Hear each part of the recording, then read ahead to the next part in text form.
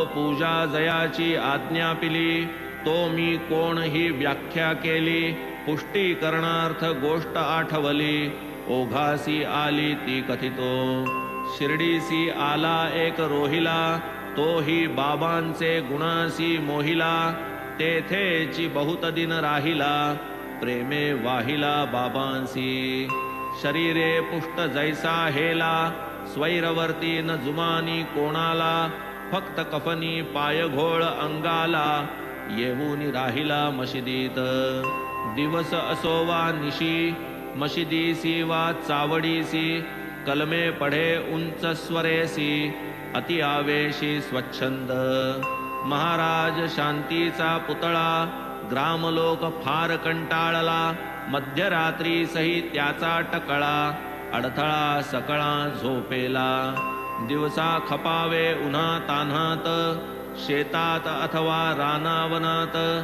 रात्री ही झोप नाही निवांत, लोक नितांत कदरले। नसेल होत बाबांना ताप, लोकांचे तो मोठे पाप। नाही रात्री सुखाची झोप, आला संताप रोहिल्याचा। इकडे आड तिकडे विहीर, धरावा कोठवरी तो धीर। रात्रंदिन ही किरकिर, मोठी फिकीर त्या पडली। रोहिला आधीची माथे फिरू, वरी बाबांचा बळकट धीरू। होता त्याहूनही अनावरू, मग तो थोरू जाहला। चढेल आणि ताठर झाला, लोकांवरी तोंड टाकू लागला। निस्सीम बेफाम उरफाटला, गावही फिरला तयावर। अत्यंत मायाळू साई माऊली, शरणागतासी पाठीसी घाली।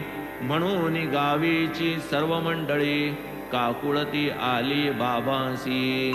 परी बाबान लक्ष देती, ग्रामस्थांसीच उलट वदती।